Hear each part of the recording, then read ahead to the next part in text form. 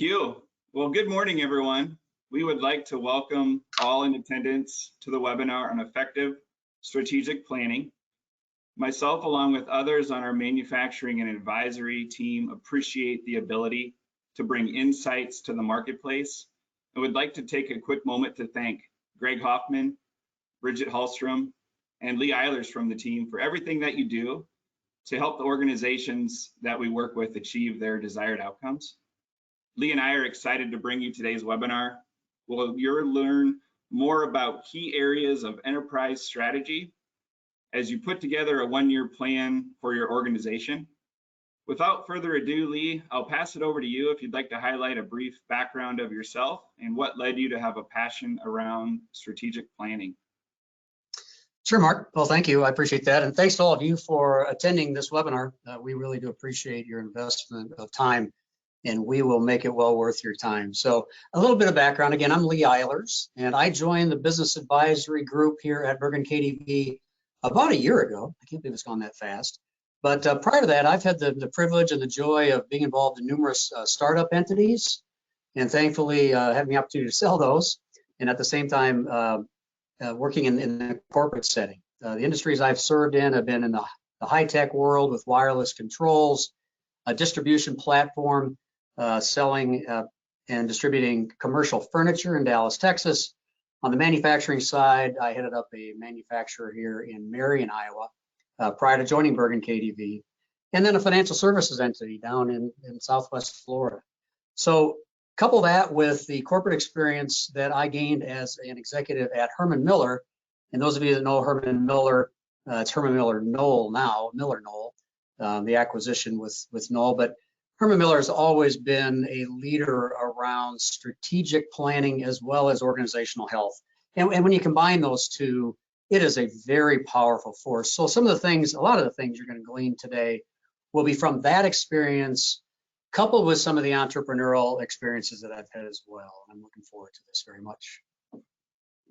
Well, thank you, Lee. And with that, let's go ahead and kick the ball and play and get this thing started. You bet. Happy to do it. So before we start here, just very quickly, don't hesitate to connect with us via LinkedIn or our emails are listed there, both myself as well as Mark's. If you have any questions, comments, any questions or counsel you have for us during the presentation today, don't hesitate to throw those in the chat. But we would love to have an opportunity to follow up with you and connect. So please, by all means, do so. Let's talk about strategy. And strategy it's really become kind of an overplayed word, frankly. There's just too much simplistic banter around strategy. And the reality of it is that if a strategy is formulated well, it truly does serve as the true north of an organization. If it isn't formulated well, it can be confusing, it can be demotivating, and it can really help you suffer in the market by not having that clarity. And so we're going to talk about what I'm going to say is the first and foundational element of strategy.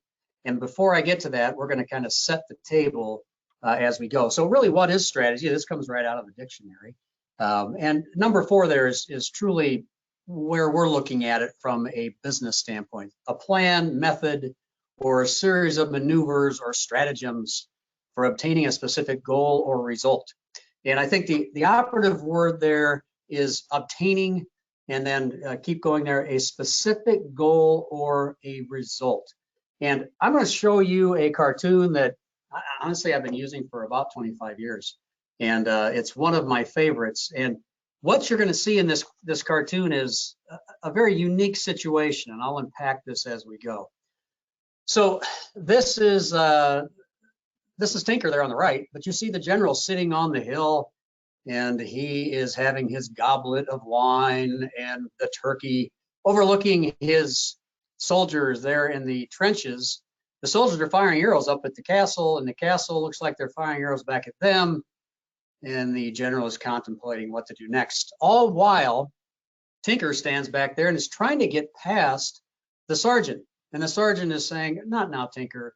The general is busy." And Tinker is saying, but sir, I have a new idea. And let me just say that somewhere prior to this, there was a strategy that was in place to get to that point where Tinker is standing there. And the strategy may have gone something like this. We need something, a capability to win the battles faster with less casualties so that ultimately we can win the war. Now let's execute on that strategy. The problem is that the general was not involved in that strategic planning. He has no idea. And behind him stands Tinker with a Gatling gun. And so strategy is great, but if it isn't permeated throughout the organization, frankly, it's worthless. And so what is the goal of strategy? I would say very simplistically that the goal of strategy is flat out just to win. And when I say win, I'm not specifically talking just about winning business over your competitors. I'm talking about winning internally as well with your teammates, helping them continue to win within the organization so that they have internal momentum to continue to want to invest their time, their talents, their expertise, and I call it their equity in your organization.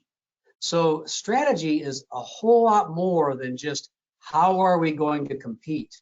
It is about how are we going to align talent and resources and passions so that when all of those come together, we have the greatest opportunity to not only win in the marketplace, but especially in today's times, to attract and retain top talent. That's the goal. So yes, you're going to win for your company. Most importantly, you want to win for your customer. And when you have that attitude about winning for your customer, success is the byproduct. So there's a challenge that I've posed to, oh gosh, I can't even count how many teams I've had the privilege to serve and present this challenge in terms of how we need to approach supporting and serving the company as well as the teams that we serve. And I'll go to the next slide just to tee that up. So my challenge over the course of the last decades with every departmental lead or every senior leader has been to say, hey, look, here's what I want you to think about. I want you to think about your particular department, whether that's sales, production, people services, finance, R&D, numerous other departments, could be procurement. And think of it this way. I'm going to ask you to articulate your value proposition that you're bringing to the enterprise and you and your team are putting together. Quantify that as well as put some qualitative factors to that value proposition. And then think about it this way. I want you to put together a little marketing piece. And then I want you to think about if I ask you to go out to the market, to the other companies that are within, let's say, the corridor here, and sell what you do. So go and sell your sales capabilities, or go and sell the engineering R&D capabilities to organizations in the corridor. If I asked you this question, do you think they would buy it? And do you think they would pay a premium for it? And if the answer is, oh, I'm not sure, I don't know. My question back to that individual is, and that leader is, then why are we? Why are we paying that premium? And so the beauty of that is it begins to have every entity take a step back and say, okay, I am creating a capability. In fact, I should be creating a world-class capability in support of the organization. The issue that you have when you begin to look at this kind of structure, if you don't have a specific strategic plan, or as I like to call an enterprise strategy, all arrows are going in different directions. And this not only gets very expensive, but frankly, it can grind a team to a nub. How many times have we had that situation where you really just don't know where you're going? You know you're working your tail off, but the reality of it is you really don't know if you're doing it for the good of the organization. For instance, sales might have the overall and overarching strategy of, hey, we have to drive top line revenue. The finance team is saying, we need to pin down and increase our gross margin. Production might be saying, hey, look, we have such a huge backlog. We got to get the backlog out the door, while people services is trying to develop a innovative program for the team to give them more flexible hours. And production is saying, no, I have to have constancy in those hours. R&D might be developing a phenomenal product that sales has no idea how they're going to take it to market. So you can think of many situations where without an overarching strategic plan, these arrows are going to continue to go in different directions, which drives us to one of my favorite sayings, which is, we have no idea where we're going, but we're making good time. My family could attest to that in many family vacations, but nonetheless, from a business perspective, this is really frustrating. And it doesn't have to be that way, right? Many of you, in fact, I'd probably say all of you, are a part of an organization that has a defined plan. But from a strategy standpoint, it's the clarity around all the facets of the business that makes that strategy effective. And we're going to go in more detail on that shortly. So the opportunity is endless. And the biggest thing that strategic planning can do and help you, not only from an organizational standpoint, but help you serve your teams with excellence, is around creating the competitive advantage through organizational health. And Patrick Lencioni, a lot of the folks here at Bergen KDV are huge fans, obviously me included, of Patrick Lencioni and his team and the tools that he's developed. But one of the sayings that he has that I could not agree more with is, the single greatest advantage any company can achieve is organizational health. And that is a competitive advantage. I'll give you just a small example. You know, we as leaders have an obligation to bring our A game to the talent of which we're privileged to serve. And I've always said, you know, a phenomenal coach, whether it be on the football field, basketball court, chess, I don't care what it is, but a phenomenal coach can look the team that they serve in the eye and should be able to say, before they walk on that field, hey, look, I'll use football as an example. When you step on that field, you're already ahead 7-0 because you have me as your coach, as your leader. And all that does is create confidence and momentum for that team to push and to push hard, knowing that they have the lead because you are focused and invested in organizational health. So I like to call it enterprise strategy. And if you think about from an overarching strategic planning perspective, you need to lay the framework by which every arrow points to and is aligned with in order for you to meet those annual objectives. And we're going to provide you with a tool here. You may be using different tools that are just as effective, but I want you to be walking away from this webinar just hopefully thinking just a little differently as to how you approach enterprise strategy, which is the foundation of organizational health. So when you have an enterprise strategy and it's crisp and it's clear and it's aligned, every one of these independent departments becomes interdependent. And I know that's a very overused word as well, but that interdependency is critical to momentum within the organization. And so each one of these departments now does have their departmental ink aligned with the enterprise strategy. But just as importantly, each of those departments understands the impact that other departments not only have on themselves, but they have on the other departments. And I can tell you, if you've ever been involved in an organization that is synced up this way and has an enterprise strategy that not only is challenging, but invigorating and gets you passion around waking up in the morning and getting after it, it is a powerful thing. And wow, I can tell you, it's something that we should all aspire toward as we serve our teammates. So with this, I just want to talk to you a little bit of background on the Advantage. This was a book that was actually introduced back in 2012. Can't believe that book is 10 years old. But in 2013, about 7 months after this book was introduced, I had taken the lead role of a manufacturer in Marion, Iowa, and we really needed a tool that we could sync up with and leverage year in, year out. And the Advantage was perfect timing for our organization. We launched our plan for 2013 and then into 2014, leveraging this book, and it became really the creation of clarity, which drove momentum that ultimately built an organizationally healthy company that we leveraged year in, year out. With that, I'm going to talk about the 4 attributes of what were articulated here in the Advantage.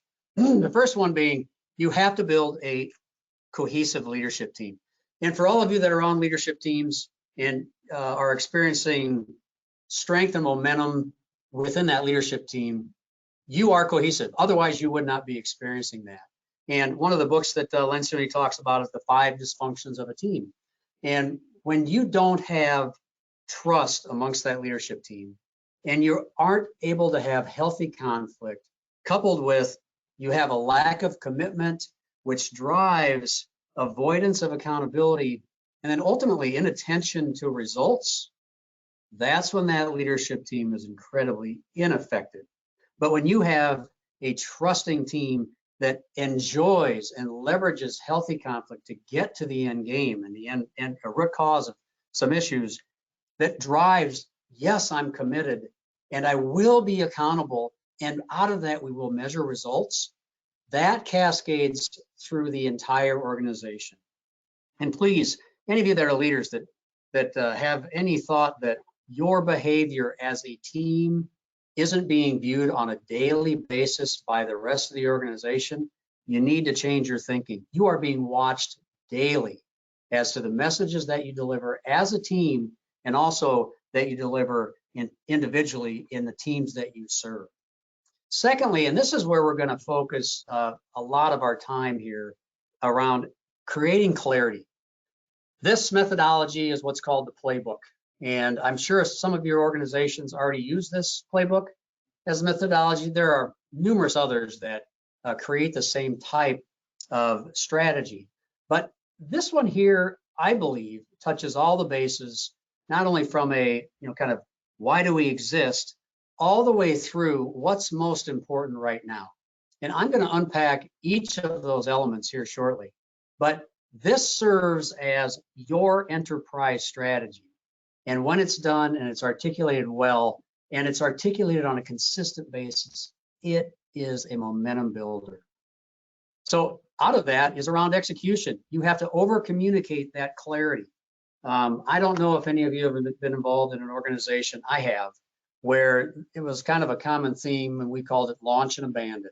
You'd launch a program, or you'd launch a strategy, or you'd launch an initiative, and 2 months later, you never heard about it again.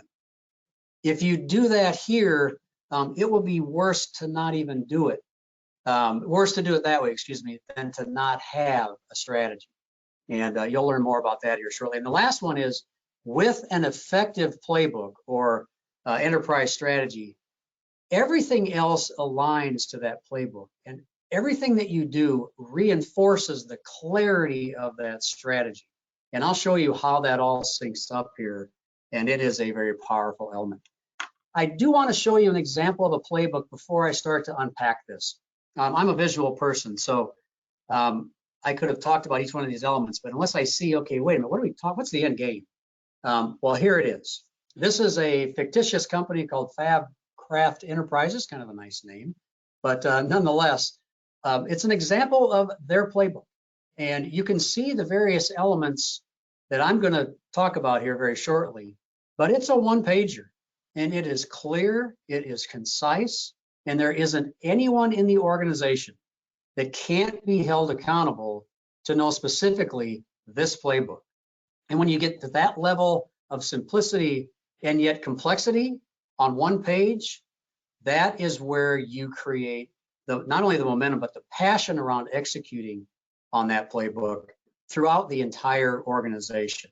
I'll come back to this shortly, but I do want to take a look at each one of these elements specifically. So 6 critical questions in terms of developing enterprise strategy, ultimately the playbook. The first one being, why do we exist? And the reality is, this question, what's interesting, I've had the joy of moderating a number of organizations, strategic planning sessions, leveraging the playbook, and in the organization that I serve as well. But every single time we go through this question, you think, well, that's easy. And then 2 hours later, you finalize why you exist. It's the hardest question to answer, because the reality of it is, it really defines your reason for being in existence. And that's hard to do in one sentence. It's one sentence, it's clear, and everyone in the organization, if you run into them on an elevator, if you run into them in the hall, and you say, why do we exist? That should come right off the top of their mind. Secondly, how do we behave? And this is one where I will tell you from an organizational standpoint, a lot of hats hang on hooks with this one. What I like to say is this really is your non-negotiable values that you have within your company. What is your company all about? And let me say this, it could be around continuous learning. It could be around respect of each teammate. It could be around how we're going to be a balanced organization. We're going to strive for equity within, work, family, faith, hobbies, you name it. That's going to be something we strive to. But I want to challenge, especially manufacturers, to think of it this way. If safety isn't one of your core and top values, rethink your organization and why you exist. Because if you think of it this way, what's the worst possible thing that could possibly happen within your organization? Yes, you could lose sales, profits could drop, you don't make your net income. But reality is, the worst thing that could possibly happen in any manufacturing company is if somebody gets hurt. And making safety a key core component to the values of the company creates an attitude within the entire organization that people matter first. And I want to encourage you to think about that if you do go through this exercise, leveraging the playbook. The next one is, what do we do? Sounds pretty simple. And frankly, it's supposed to be the simplest question that you answer. But the key on this one is, this is a point that you have to be very disciplined when you look at taking on other opportunities. So for instance, what do we do? I'm going to go back real quick. Bear with me here. So let's say, what do? We deliver world-class fabrication solutions to the micro component industry. So the organization is given an opportunity to acquire an entity, I'll just say, in cannabis. I mean, cannabis is a hot market right now. If you are true to your organization in terms of what you do, you're going to look and say, wait a minute, how does cannabis, no matter what happens within cannabis, how does that fit what we do from a world-class fabrication solutions to the micro component industry? It's a litmus test, and it can serve you very, very well if you're disciplined to ask that question. Number 4, how will we succeed? Go ahead, Mark. Love the visuals as well. Wanted to chime in. I'm very visual myself in learning and like to see things. I know the previous playbook that you had on screen, I'm sure a lot of organizations would benefit from the questions that you're going to be going through, those 6 critical questions, as they kind of think about a template or a visual of themselves kind of completing that for their organization. So just wanted to call that out. Love what you've got going so far here in the. Oh, great. Yeah. Thanks, Mark. I mean, I will say this too. Going through this process, it's hard. It's a long day, maybe a day and a half. But I will tell you, it is so fun when you're in the midst of bantering and iron sharpens iron. And when you've got a leadership team that is getting after it and putting this playbook together, you walk out with just a ton of energy because you're walking out with clarity. And that's the beauty of the process. So yeah, thanks for sharing that, Mark. So how will we succeed? These really are these are focused on the necessities of going back to that one slide of winning, right? How are we going to succeed this year? We have our financial metrics. These are the things we have to do this year in order for us to be successful. So you need to articulate those, and you don't want a list of 20. There may be things that cascade off your list of 4 or 5, but your primary list of the 4 things that we have to execute on needs to be very clear and very crisp. What's most important right now? I like to say that this is really your quarterly deliverables that are very important to driving how will we succeed. So these are adjusted on a quarterly basis, and frankly, there may be times where one thing that's most important right now may take more than 1 quarter, but typically you're going to look at it and say, hey, we need this done this quarter. And we're going to add another one that drives us closer to hitting number 4 in Q2, and then in Q3, and then in Q4. So that's, some of them may be qualitative, a lot of them are quantitative. And that will be up to you as a leadership team to determine. The last one is really kind of where the rubber hits the road around accountability. And this is taking what's most important right now and putting individuals and leaders assigned to those specific tasks. So who's driving what, how, and what date is that going to be delivered on? And then you measure when you meet on a weekly basis to those specifics of who's accountable and what's going to happen over the course of that quarter. So let's go back to this playbook, and I'm going to spend a few minutes, not a ton, but a few minutes kind of looking at this and giving you some examples of how to use each one of these elements as you're driving your strategy, your enterprise strategy on an annual basis. So why do we exist? We exist to create exceptional value for our customers. Sounds pretty generic, doesn't it? But hey, the reality is the key words: create exceptional value. Every department, as we talked about prior, can look at those three words and ask themselves, how does that one thing that we're doing, that particular initiative, create exceptional value for our customers? And if you can't get to the point where you've said, okay, well, this will create this, which will create this, which will cascade finally to here's how it creates exceptional value for our customers. If you can't get to that point, you really need to rethink that initiative. Is it truly a priority? And if everyone's driving to create exceptional value for our customers, they're going to get it. There's no doubt. How do we behave? Back to these corporate values, right? And this is kind of fun because a lot of different entities look at this, not look at it, but actually create different ways to articulate their corporate values. And you can be very creative. This fictitious organization doesn't come out and specifically say, integrity. What they say is rock solid spirits, do the right thing always. Verbiage that can be memorable for your team. And we all know that every organization has their tribal knowledge as well as kind of tribal verbiage that they use within their organization. Well, leverage that as you're thinking about articulating how do we behave. So, 2 steps forward, we have to think momentum. Everything we do has to drive to the next deliverable that keeps that ball moving down the field. Excellence always in everything we do. Am I delivering excellence? And that can go whether from a manufacturing standpoint, from the paint booth, a world-class painter, a Picasso, right? All the way through to the organization from a finance standpoint in terms of excellence and how we're accounting for the dollars that are coming in and going out. State your case. This is where safety is a priority one for my teammates. This may be an example of, hey, look, I'm going to go off. I'm going to veer off just a second here, but I want to share this with you. Sure. I was just listening to a podcast this morning, and the gentleman was talking about the opposite of love isn't hate. The opposite of love is indifference, right?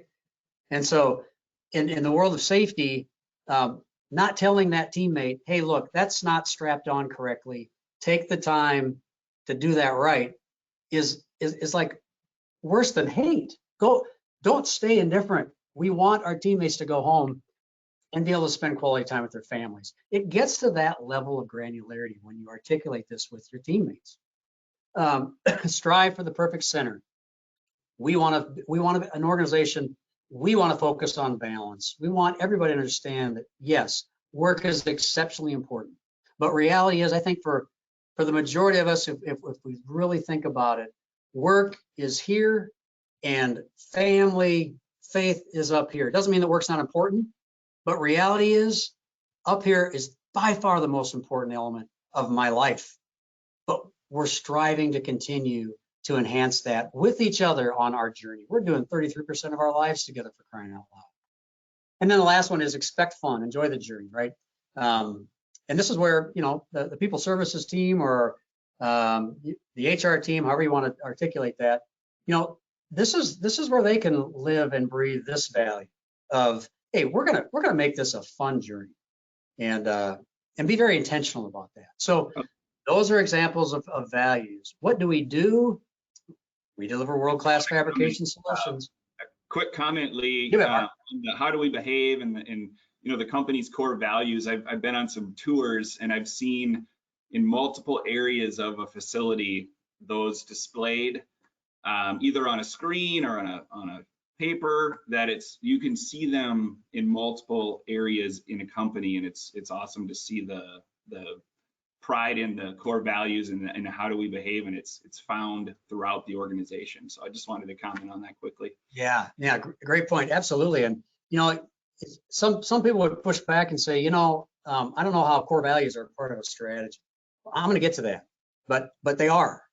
And when you align your core values with everything else in the organization, it's a part of strategy. Have no doubt. How will we succeed? So again, these are examples of this is what we have to do this year. Realign sales. We will realign the sales channel by the end of Q2. Our Rock Solid 2.0 product is launched by the end of Q3. We're in phase 2 of a lean initiative beginning in Q3. And one qualitative one is eliminate unnecessary distractions. None of us get distracted in the world of business, right? But if you make it a part of how we're going to succeed, everybody's aware of it. And it's a key component to the success. I call it the Department of Redundancy department. And it's like, why are we doing this? That's an unnecessary distraction. It just doesn't have to be that way. What's most important right now? Again, this is the quarterly deliverables that need to be executed that particular quarter. So this may be a situation where they've missed their top line target for the last 2 quarters. We have to attain our top line target this quarter. Everything needs to point to what are we doing to drive sales to hit that top line target. We have a huge backlog. I know a lot of you manufacturers right now are sitting on a backlog that because of supply chain and labor force, it could be the biggest backlog you've ever had. But you got to work through that. Well, stay in learning mode. What are we learning through working the backlog that we'll be able to apply down the road that'll help us get better? Let's have an attitude that with that as our spirit of how we're working through that backlog. And then another one might be just to hire a key position that might be the person that steps into that phase 2 of the lean initiative. Okay. And then the last one that isn't on here, that's really, I would suggest be a attachment to the page, is the who must do what, right? And that's a lot of detail, rather than me putting it on this playbook example, but that goes to all the leaders who are assigned specific tasks to nail these things to the wall. Again, but the final one that I think is really important, a lot of you like to articulate, and I think it's important as an organization for the entire team to understand, what are our financial goals, right? Most of you are, I'd say all of you are in the for-profit business, and you need to measure those. And sales revenue, gross margin, net income before tax, EBITDA is another big measure. And then you can break it out by product line so that each particular department from the, whether it be product or services, is accountable to a particular number. And that all funnels up to that total sales revenue line. However you want to do that. But keep those financial goals fairly succinct. And again, everyone in the organization should be able to know this code and have high expectations that they do. So this is one of my favorite sayings. Execution is a competitive advantage, and no strategy works until that strategy is executed upon. You can put it on paper and it looks really good, and you read it once and you're excited, you put it down and never look at it again. The execution side of the playbook is obviously just as important as the actual development of that playbook. And so I'm going to go through, excuse me, specifically numbers 3 and 4. But before I do that, again, I want to remind you, build a cohesive leadership team. That leadership team develops and carries the message of the entire organization and is consistent and is well respected by the group. They're cohesive and competent. Secondly, create clarity with that playbook, and your team will not be wondering, where are we going? They'll know specifically not only where they're going organizationally and within their department, but they're going to know how they contribute to the success of that. And you want your employees to wake up in the morning and be excited about work. Give them the specific reason how what they do contributes to winning with your customers. So here's what we're going to unpack as well around this over-communicate clarity. One of the things I think is, it's a great line that Lencioni uses, and he says every leader that is a part of developing this playbook needs to be the chief reminding officer of the organization, the CRO. And over-communicating that clarity doesn't mean that every quarter you read the playbook. Over-communicating clarity means that every week you as a team are reading that playbook and measuring yourself to those specific elements of the playbook. That will cascade through the rest of the organization, have no doubt. Don't feel like, you know what, they just heard this last week. They need to hear it again. One of the things Lencioni says is people don't need to be instructed nearly as much as they need to be reminded. You've taken the time to craft a playbook that is rock solid, that is the true north of your organization. Communicate that with aggressive intent and high expectations that the team understands and knows it cold. Last one, though, is around this reinforced clarity. And I think this is where the strength of the playbook really coalesces into just an organization that is at its peak health.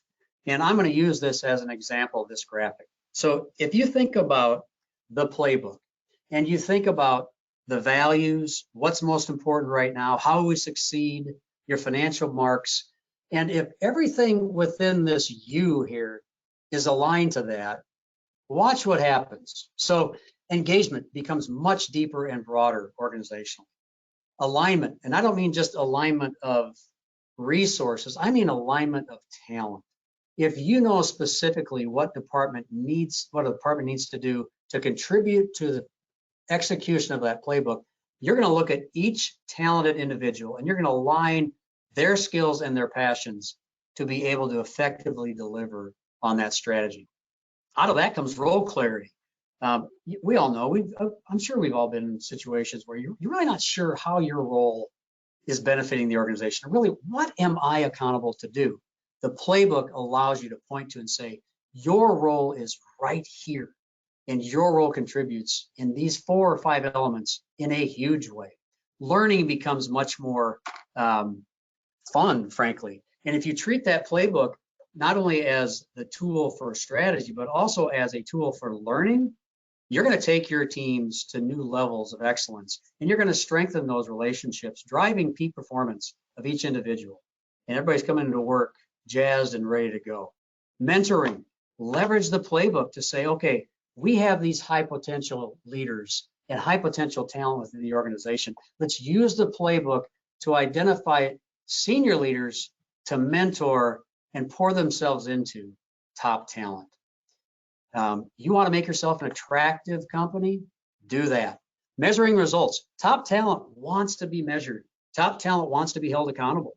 And if you have elements of the playbook that are measurable, now you can say, okay, here's how this department is going to be viewed from a measurement standpoint as to their contribution to the overall strategy. That can drive compensation, and whether that be individual compensation or compensation as an organization. And when compensation is articulated well and you're able to explain the how, and the how is tied to your strategy, people will buy into that. If it's just a willy-nilly, hey, we're going to give you 1.5% of X, it's like, well, that's great. But we all know that money is not the key motivator of teammates. It's having the opportunity to know where they contribute and to keep them challenged, recognizing their contribution and rewarding them, right? Out of that, people become focused on work-life balance. If you don't have these in balance, this is awfully tough. It truly is. So think about how the playbook helps drive work-life balance, which we know is important, very important to today's teammates. Out of that can come some fun philanthropy within the community, giving time off to go serve and help Habitat for Humanity, for example, or allowing people to pick a charity and contribute to that particular local charity. And all of this goes to, and we all know that talent, attracting talent is becoming a it is a key issue from a challenge standpoint for all organizations. But if you think about how this playbook aligns and helps your organization articulate not only where you're going and where people play, that's an attractive element to a high level potential employee. Remind yourself, when you're hiring top talent, they have options. They truly do. And what they're looking for is, does this organization know where they're going? And have they been able to articulate specifically how I play? Not only today, but where am I going to be in 2 or 3 years? And am I going to be worth more in 2 or 3 years than I am today? And when you have this alignment, you have your enterprise strategy in place through that playbook. Great things happen, both in attracting and retaining top talent. So it all goes full circle. So with that, I'm going to give it back to Mark here, and he can manage the questions, comments, and counsel. But really do appreciate your time and attention. Mark? Great stuff. I really like how you built up the visuals and went through the 4 components of organizational health and got into the kind of deeper dive that you just went through in the previous slide. Also want to quickly mention that we'll distribute out the visuals that you see, because I know that a lot of organizations may want to start thinking about things, especially with the playbook and kind of having a place to start. So a lot of that will be coming out after this. We do have a question to get in front of you, Lee, and here we go. So here it is. I head up the finance team in our organization. How does the playbook influence financial priorities and performance? Yeah, that's a great question. I'm gonna scroll back up to the playbook if we all don't mind. So let's look at this from a finance perspective. So how does the playbook drive my deliverables as the lead for finance? Well, one, obviously you have the financial goals. So you've got those goals articulated. Now you can begin to get more granular for each department to help them understand specifically how their department influences each one of those measurables. So that's number one. At the same time, when you think about what's most important right now, the question that the finance team can be asking is, hey, if attaining our top line targets is extremely important, if that is really number one, what can we do as a finance group to influence that? And it may be where you have a sales professional come into the finance team and say, hey, look, we have a wonderful opportunity with a new client, but I know we need to be at 47% margin typically, but in order for us to win this business, it's very competitive. We need to be down in that 43, 42% margin range. Is that possible? Now, the finance lead can say, hey, I understand that there's going to be some trade-offs here in order for us to attain the top line targets, but also, I'm also going to be able to empathize and say, that is a key driver right now about what's most important. And long-term, we may be able to land this customer and get ancillary business or long-term business out of that relationship. Another one might be from a hiring standpoint. You have a prospective employee that, gosh, they're coming out of college and they've got a 4.0. And the reality of it is that they're incredibly intelligent, but during the interview process, they come across as a little bit arrogant. And when we talk about rock solid spirits and being able to focus on excellence and strive for the perfect center, expect to have fun, I'm not sure that's going to be, that individual's intelligence is going to be a contributor when compared to potential disruption that person brings to the team. One thing, Mark, that we've, and I would encourage everybody, if you haven't read one of Lencioni's books called The Ideal Team Player, we've done a playbook in the past where we've tied the ideal team player to how we behave. And the 3 elements that Lencioni talks about from an ideal team player standpoint is humble, hungry, and smart. And I would tell you that using that as one of your vet criteria for new employees is a huge plus. It truly is. Are you humble? Can you say I'm sorry? Can you say I don't know or I need help? Are you hungry? Yeah, I'll take that project. It's not yeah, I'll work 80 hours a week. It's no, I'll take that on because it's an opportunity to learn. And then the smart one is, can you read a room, right? Can you walk into a meeting and go, this isn't the time to crack a joke, and have that EQ. And I'll give you a great example. One of the things that whether it's the finance lead or the head of sales or whomever, but I've always asked, and everyone that I've ever had the opportunity to hire is, would I want my kid working next to this individual? Very simple. Sounds like would I want my kid working next? And if the answer is, well, no, then the question I have for you is, then why would you put another parent's kid in that situation? And one of the things that I think is interesting in this quest for talent, and I know that sometimes you just don't have an option. You just got to hire a capable person. But in the midst of this storm that we're in right now, in terms of hiring of talent, be careful with how you dilute your talent pool and your expectations of teammates. Because when you create how you behave values and you begin to dilute those because the urgency of just hiring a warm body, that comes back. People say, you didn't live your values. You didn't live the criteria, which you promised that you would. When I came on board, you promised you would hire. And I'm surrounded by some less than talented people that have less than the amount of character that I knew this organization had when I came on board. So just be aware of that. And again, use the playbook as that litmus test. That's a long answer, but hope I got to it. No, that was good. I appreciate the level of detail, and it was good. You brought up an example of a book, The Ideal Team Player, being humble, hungry, and smart. Some great insights there that you just shared. Here's another question, Lee, to get in front of you. So in the organizational health that you had showed towards the end, would you give a few examples of what, I know number 2 is create clarity, but then the number 4 is over communicating clarity. Mm-hmm. Who should lead this effort? Oh, hey, that's a great question. And I would say the simplistic answer is every senior leader and every leader of departments within the organization. And it's kind of like, when everybody's a leader, nobody's a leader, but that's not the case here. The reality of it is that when you begin to leverage the playbook around every department or around every initiative, I'll give you an example. So recognition is a good one, and compensation. One of the things that I've seen organizations do, and I've done in the past, is leverage the playbook as a portion of your quarterly reviews.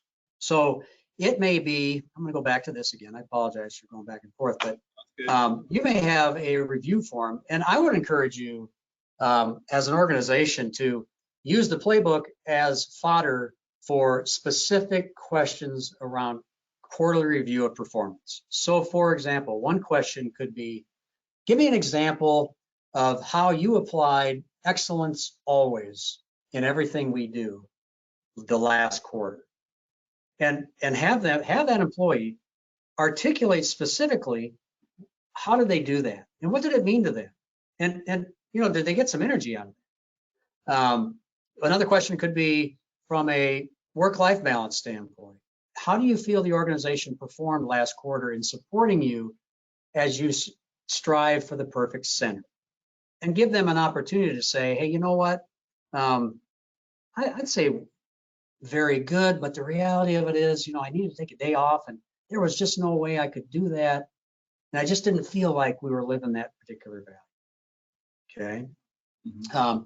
Another one could be from a bonus compensation standpoint, obviously leveraging the numbers from a financial performance standpoint, but also tie it to if you hit 2 quarters in a row where you are attaining what's most important right now, a portion of your annual bonus gets accrued. So everything that happens in that quarter can be a part of the bonus program and can continue to create momentum to get to that end result, which is hitting your targets. Does that make sense, Mark? It does. Yeah, I appreciate that. Looking at the playbook again and how that should be communicated throughout the organization.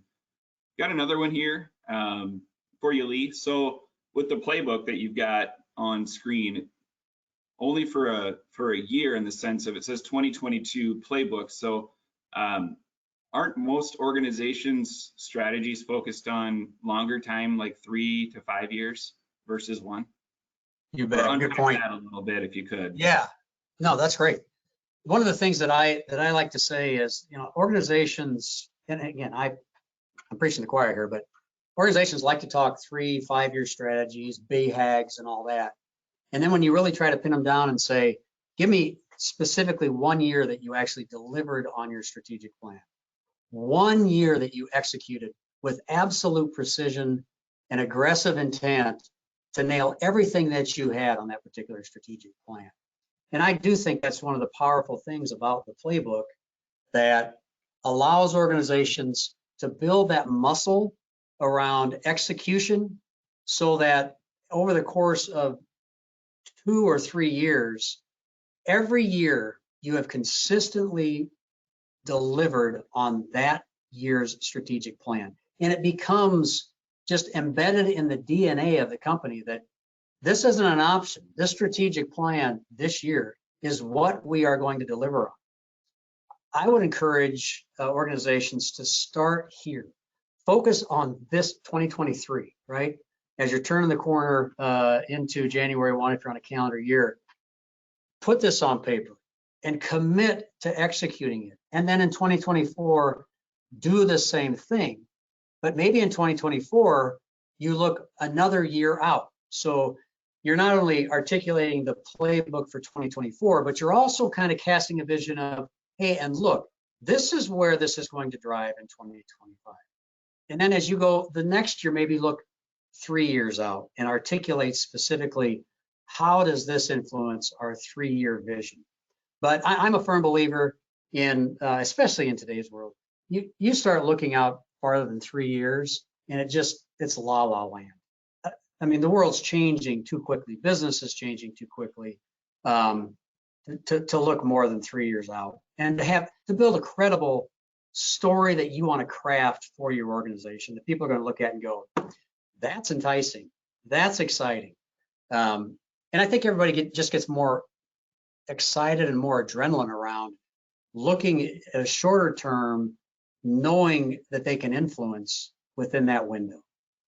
Yeah, and you also mentioned the quarterly goals, clarity, and really measuring quarterly instead of doing it, once a year. You're quarterly looking at what are the most important things to accomplish and work on through that 1-year strategy. So I think that's nice too, to kind of think about maybe that over communicating or just more attention to the plan throughout the year versus, once a year or less frequent. Absolutely. Absolutely. So Mark, can I make a few closing comments before you wrap it up, or do we have any other questions? I don't see any additional questions that have come in.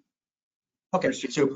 Well, yeah, I'll make a few closing comments, and then Mark, you can wrap it up. But let me just say this too. When you think about the playbook, it does touch not only how you hire, but also how you train, how you measure, how you evaluate, and lastly, how you motivate your team, and giving them that true north as to how they're going to contribute is extremely energizing, and it creates a passion for individuals, which floods over to the entire organization. And let me say this, I can walk into a company, most companies, and within 5 minutes tell you, how's this organization doing? You can feel the energy within an organization. You can feel the attitude. You can feel the passion. And when you are able to execute a playbook and put this out in front of people, and it's attractive, and it is something that is well worth aspiring to, what you create organizationally, you create agility within the company, you create speed, right? One of my other favorite books is Stephen M.R. Covey, called The Speed of Trust, right? And there's an element of speed that is really important in today's business world. You become a more attractive organization. You truly do. You create a growth orientation and expectation within the company. And I'm not talking just about top line. I'm talking about growth for the individual teammates. And not only how they become better professionals, but frankly, if we do it right and do it well, they become better people. And gosh, what could be more attractive than influencing that? You enhance mutual respect within the organization, and out of that, this sounds a little fluffy, but I'll just say it. There's grace. There's grace in the company because everyone knows where we're going, and everyone's heart is in the right place. And when people make a mistake, people empathize and they say, all right, I get it. You made a mistake. How can I help you rally from this? And those elements, when those all converge, you have momentum that is unstoppable. And not only do your competitors feel it, which you hope they do, but most importantly, out in the field, your customers feel that. And they're excited to do business with you. And you know that it's a privilege to serve them. And the customer knows that you're going to continue to raise the bar of excellence every year so that you continue to become a greater and greater asset to the success of the companies of which you're privileged to serve. So I'll give that back to you, Mark. Thank you. Appreciate those closing comments, Lee. And just again, we'd love to just thank everyone that attended and spending the last hour with us during the webinar. And we look forward to connecting with any of those that would have, further questions, commentary, would like to have a discussion about their specific enterprise strategy. And, Lee, thank you again for bringing all of the insights today to the discussion, and hope everyone attending has a great week ahead. And thanks again for your time. We appreciate it. Thanks, everybody. Thank you.